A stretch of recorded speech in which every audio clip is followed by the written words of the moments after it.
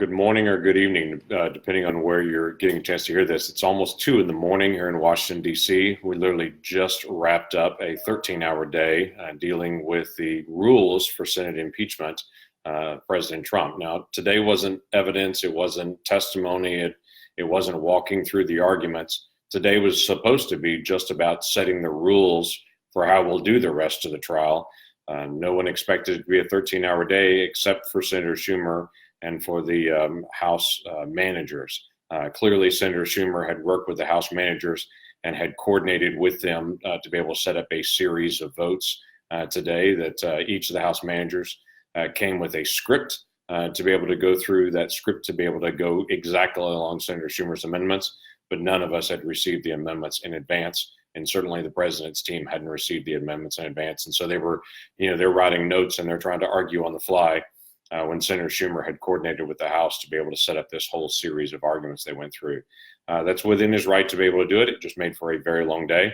It was interesting that the beginning of the day, the start of the argument would there be either 2 days or 3 days given to each of the different groups of the House and of the White House to be able to make their arguments. They have 24 hours, but would there be 2 12-hour days or would they be broken up into 3 days? And there was this big push from my Democratic colleagues saying they didn't want to have it 12-hour days because that would be so long and so terrible to do 12-hour days.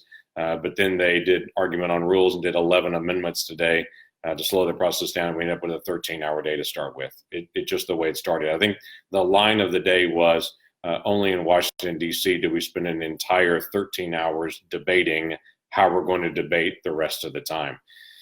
But that process is now set. It is the process that's been out there. It's extremely similar to the Clinton impeachment time period where each side will get 24 hours to be able to make their case, up to 3 days, but 24 hours to be able to do that total.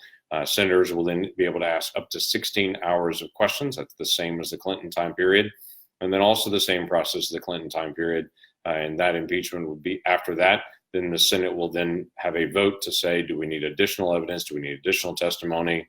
The House repeated over and over and over again today. They have an overwhelming case. They have an overwhelming case, but they want additional witnesses. And there's this weird balance that's going on through this. And I get it. There are other questions and people that they had asked to come that said that there is either some sort of executive privilege or that there's some immunity or they wanted to be able to debate this to the court. The House was going very, very fast through their impeachment. They didn't want to go through any time court time period, though that did happen during the Clinton time period. That Clinton pushed back on some of those individuals. They ended up going to court, and usually it was about 2 months to be able to resolve that in court. But they didn't want to take that 2-month time period to be able to do the fast track resolution in the court. Instead, they wanted the Senate to be able to do it. So the argument today from the House managers seemed to be, we have an overwhelming case, but we want the Senate to even press for even more witnesses and more evidence. That vote will be after the actual House makes its case.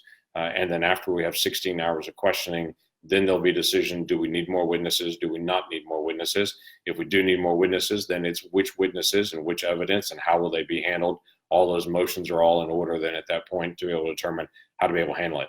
Some folks on the House managers were saying that any witnesses would be done just by deposition. That's not true. The way the rules are set up is they would have to at least do deposition first, but they could certainly be done with a live testimony as well, but there's no limit. The really odd, bizarre moment, I guess, of the day for me, other than just being a 13-hour debate on debate that went through the day, was the very last motion that Senator Schumer brought, which was a way of limiting witnesses that the House was bringing, saying we want witnesses, we want there to be no kind of cap, no kind of limit. And then the last one was we want some kind of cap or limit to be able to make sure people, and as the House manager said, we don't want people like Hunter Biden to be called. We don't think Hunter Biden's relevant, and we don't want the Senate to call Hunter Biden. So we want a way to make sure that Hunter Biden is not called, though we want to be able to call the witnesses we want to call, which is kind of reminiscent of the way the House impeachment process went, is that it was only really allowed witnesses that the Democrats wanted to be able to bring. They didn't want to be able to allow other witnesses unless there was some kind of common agreement. Anyway, the process is set. We've gone through that. Now we'll kick in by tomorrow midday. Both the House managers and the White House will all have a responsibility to be able to contribute any additional briefings, any additional documents they want to be able to put into the argument. and then the trial will begin in earnest immediately after that at 1 o'clock on Wednesday, which is actually later today here. There's also kind of a subplot that was out there today on press.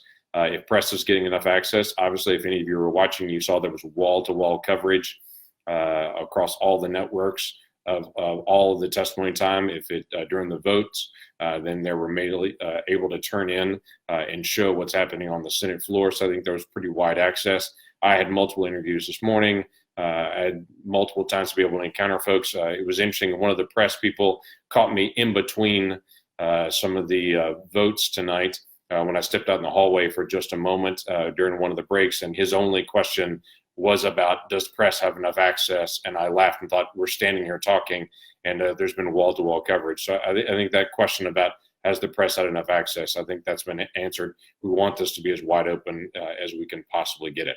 If you go to our website, lankford.senate.gov, we've put up all of the documents. We put the rules and the procedures. We put the statements from the White House, statements from the House managers. So all the documents that are there, you can go to our website and get that. We have folks asking us, where can I make sure I get all the most current documents and what's printed as far as briefings and everything else? We're immediately loading that up onto our website. And so please feel free to be able to go there to be able to get that information. I'll continue to try to give a recap of the day each evening, whatever time we finish, obviously, to be able to just give a review of what I saw during the course of the day today, and then what's coming tomorrow. The next step now is Wednesday at 1 o'clock in the afternoon Eastern time, noon Central time, is when the next part of the trial will actually kick in, and we'll see the next phase of all the what's called the motions and everything that circle around the argument. And then it should be the House manager's turn to go first to be able to make their case, and they'll have 3 full days to be able to make their case if they choose to be able to use all that time period. So stay in contact with us. Let us know what we can do to be able to help answer questions. We have lots of folks that called our office today with just different questions or ideas. People that had preference for the individual witnesses they wanted, people that called our office and said, hey, we've got all the information we need. Why are we asking for more witnesses? We're going to walk through the process at this point and get the input from both sides, this will be the first time that both sides have had the opportunity to be able to make their case. They'll make it through the rest of the week, and then we'll follow through from there. So stay in contact with us, and we'll make sure we can get as much information as possible to you. And that I'm going to go back and lay down and see if I can't get a couple hours of sleep before we start early in the morning.